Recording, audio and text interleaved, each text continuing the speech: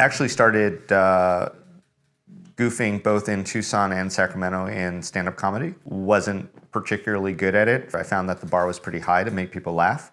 I found that that same bar with that same material was far lower in poetry nights. So I just sort of made the stand-up comedy into more poetry and did the same stuff at poetry nights and got huge response and decided that I was a stand-up poet.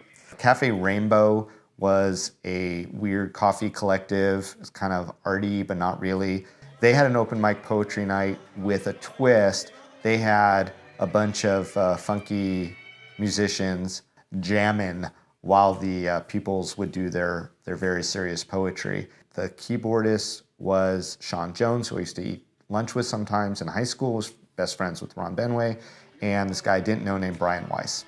All these musicians would come and support these poets. The poets would read poetry, and the musicians would kind of openly jam behind them. Well, a good portion of the poetry was very depressing. It was, I want to kill my mother, this tree digs down to hell, and we'd play dark, depressing music in the background.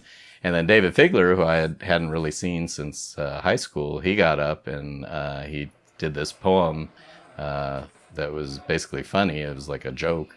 And Brian and I looked at each other and like, what do we play for that? We just started doing a little jam, and then Figler was talking over it, and it was really funny. And so the funny poems kind of went with their weird, quirky aesthetic, and we just decided after doing this open mic a couple times that it might be fun to set the poems to an actual structured bit of music. I was joking. I was like, this should be a band, just the three of us. We'll play the music, you talk, and we do that. Did an ad in music for a drummer, and a drum machine answered it, so we were able to incorporate a drum machine into the act as well. We were going to call ourselves Tippy, because at the time, David had a zine out called Tippy, from the Draw Tippy, the little turtle thing. I really was obsessed at the time with the ridiculous scam of the Draw Me Turtle, Tippy, the Draw Me Turtle, on the back of matchbooks, and you would send it in and you could become a famous artist. I thought it was a really funny scam if you could draw these things, because most people, I would imagine, would just trace it. So I traced it, made that the cover of my zine, and it became the Tippy zine. I think one of our first shows was at the Huntridge, and it was a benefit. We were like in the middle of the day at like 1 o'clock, and it was just so bad. It was funny and good. I had a drum machine that would just turn on by itself, and it was pretty hysterical. And then somebody who had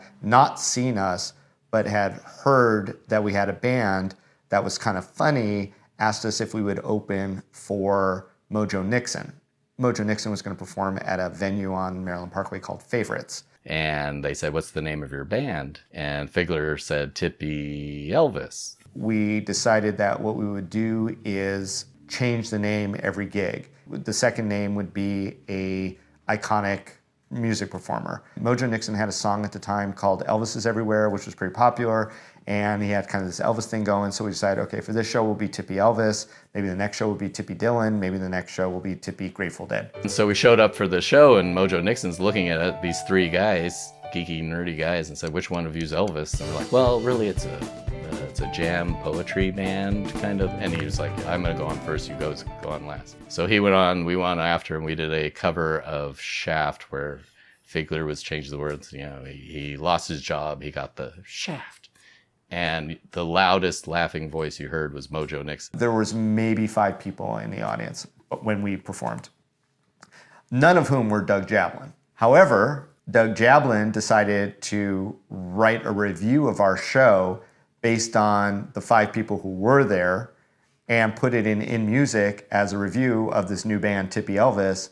The tie-breaking vote was the drum machine, who voted to stay with Tippy Elvis as our name forever, and we still perform as Tippy Elvis to this day to 5 people.